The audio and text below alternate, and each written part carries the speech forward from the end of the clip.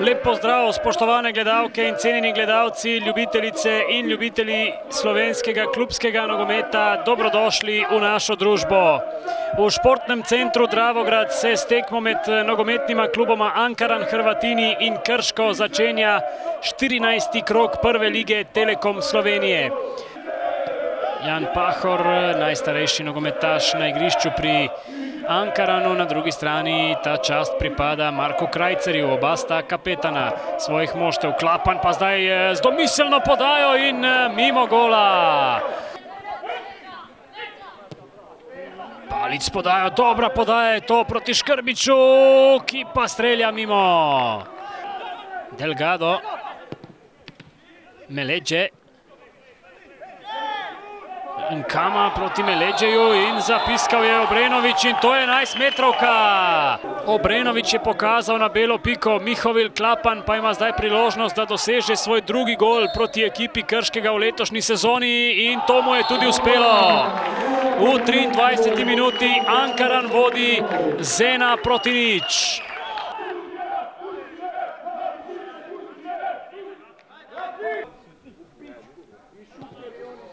Se je spodrsnilo tudi Hrvatu, tudi Dušak je prišel do žoge, potem pa strel Baliča mimo gola. Prebil v sredini je Josip Balič, ki strelja in sjajna obramba Primoža Bužana. Balič je sicer iz Splita, igral pa je za Split in Dugopolje. Zdaj je bila to priložnost za Jurino, vendar na koncu kot za Krško.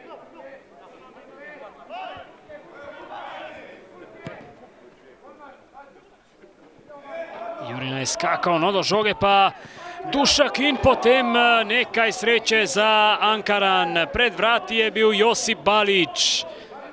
Šturm spodajo na drugo vratnico in Jurina spet ni dobro zadev žoge z glavo, ostaja 1-0. Tudi že takrat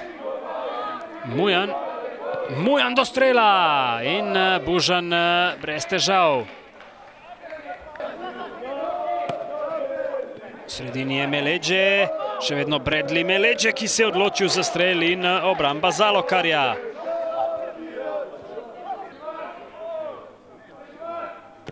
Mujan s podajo, napaka v domači obrambi in gol! Leo Ejup je, mislim, da je izenačil za Krško.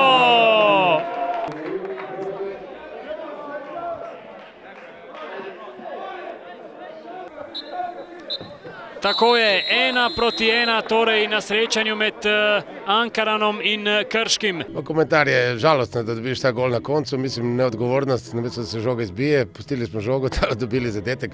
Res je težko, ampak pravim, najbolj so fanti zaslužili, na koncu so bili nevarni gosti na teh prekinitvah.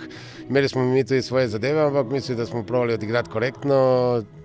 Po neumnosti že spet smo dobili zadetek, to ni prvi, tako smo dobili tudi v Mariboru, ampak to je ta trenutna naša bolezen in gremo naprej.